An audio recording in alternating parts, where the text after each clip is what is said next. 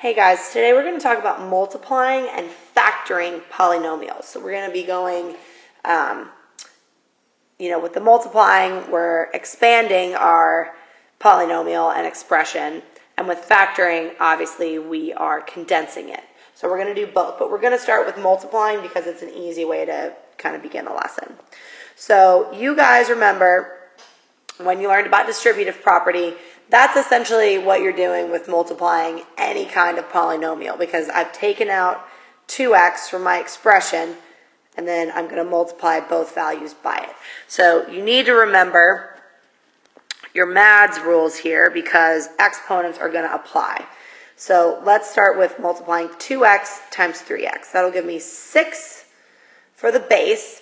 And then the variable is obviously still going to be x, but since both of these had an exponent of 1, it's going to be 6x squared. Now, let's do 2x multiplied by 1. That's going to give me 2x. Let's do another one. Again, make sure you're writing all of these down. Everything I've written, you need to write. All right, so again, I'm going to multiply out my polynomial by multiplying everything inside the parentheses by negative 4y squared. So let's do it. So this becomes negative 20y to the 6th, and all I did was multiply the bases, add the exponents, plus, don't miss that double negative, 12y to the 4th. And again, all I did was multiply the bases, add the exponents, minus 8y squared. Now, let's check to make sure that this is in standard form. Yes, it goes from the exponents decrease as I go left to right. There are 3 terms, so this is a 6th-degree trinomial. Let's keep going. All right, next thing we're going to do is start talking about how to factor. And the way you do that is you're going to pull out the GCF, or the greatest common factor. So I have this expression, 4x cubed plus 12x squared minus 8x. And what I'm going to do is pull out the prime factors of each term and then identify what's common in between them. So if I have 4x cubed, let's think about how I would have gotten that expression. Well, to get 4, 2 times 2, and then x cubed is x times x times x.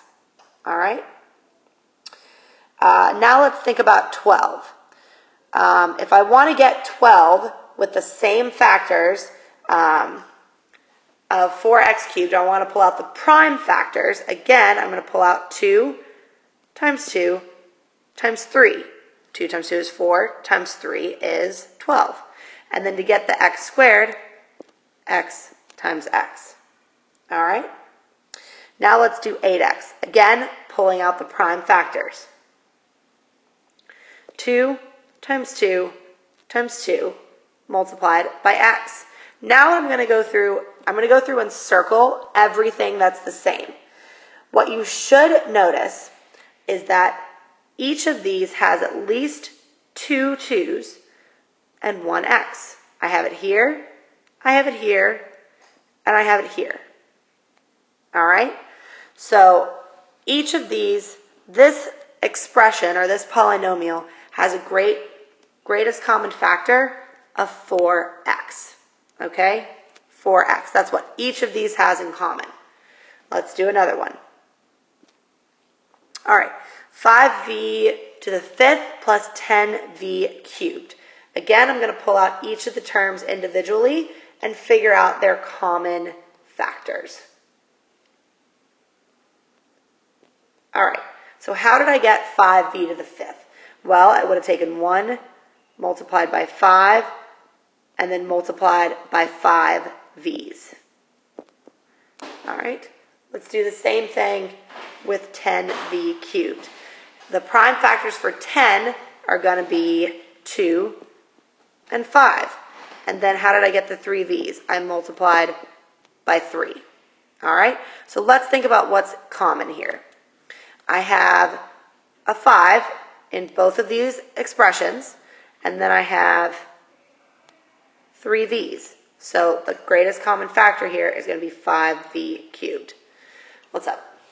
nothing. I was just saying, hey, would you like come in? And then you're making. Oh, that's the video. Yeah, you're gonna be on it too. You're gonna be on it too because I'm not starting it over. Oh, I was like, are you talking to yourself? Yeah. I was just going to say stuff. All right, I'll see you down in the gym. That was Shane Payton, by the way. All right, 3t squared minus 18. At this point, it would be a good job for you guys to stop this video and see if you can identify the greatest common factor on your own. All right, let's pull these out. 3t squared and then 18. How did I get 3t squared? Well, I multiplied 1 times 3, and then I multiplied t times t. And then I have 18. How did I get 18? Well, I multiplied a bunch of different ways I could have done it, but if I want to find the greatest common factor, I want to find a like one, so 3 times 6 would have done it. Now, 18 doesn't have any t's, so the greatest common factor here that these have in common is 3. So 3 is the greatest common factor. Let's do another one. All right, 4b cubed minus 2b squared minus 6b. Again, I'm going to pull out each one of these. 4b cubed, 2b squared, and then 6b. All right? And let's think about prime factors. For 4, 2 times 2, and then b times b times b. And remember, prime factor just means a number that only has a factor of itself and 1.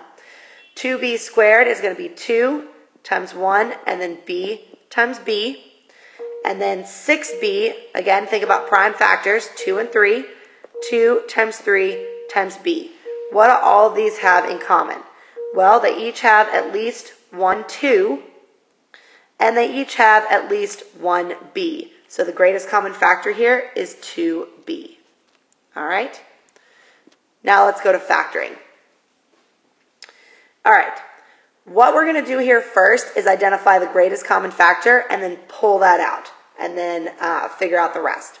So 3x cubed, 12x squared, and then 15x. 3x squared I would have gotten by multiplying 1 times 3 and then x times x times x. 12x squared, I got that. Let's think about prime factors as much as possible.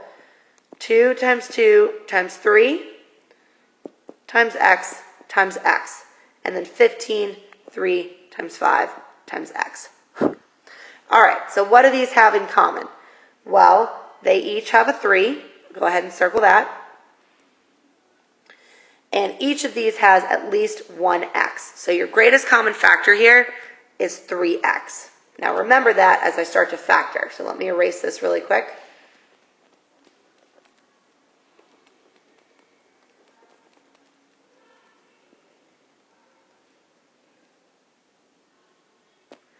All right, so I'm going to create some parentheses here.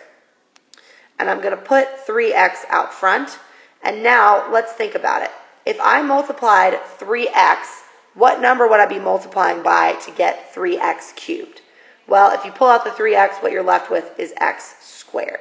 3x times x squared gives me 3x cubed. Minus, I've pulled out the 3x. So what I'm left with, in order to get negative 12x squared, I'm left with negative 4x. All right? And then with 3x, I want to be able to get 15x, so I'm just going to add 5. All right? And again, if you're not sure if you did it right, go back and multiply this out. Make sure you get your original expression. Let's do another one. All right, 8x cubed. At this point, go ahead and find yourself the greatest common factor. I'm going to go ahead and just tell you what it is. It's 4x. Okay? So I'm going to pull that out. 4x.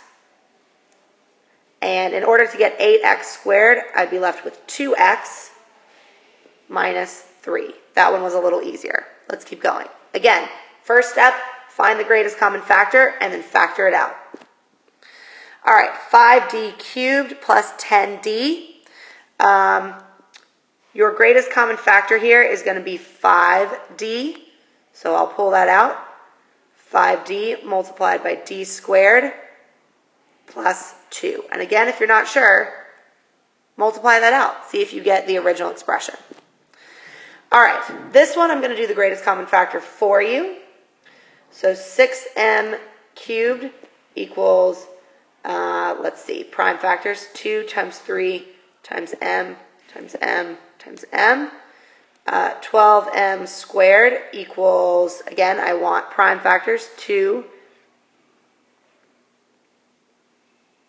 times 2 times 3, all right, and then m times m, and then if I want 24m, let's see, greatest common factors, prime would be 2 times 2 times 2 times 3 times m. Now, what do all of these have in common? They both have 2 and 3, and they both have at least one m. So your greatest common factor here is 6m. Now let's factor.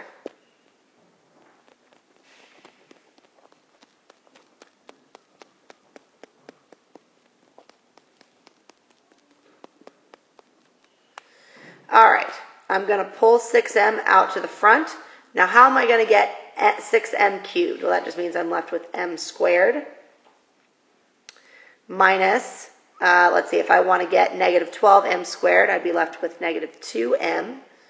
And then negative 24m, I'd be left with negative 4. All right? All right, guys, at this point, we are done with this video. Feel free to replay it at any point, but let's get to practicing.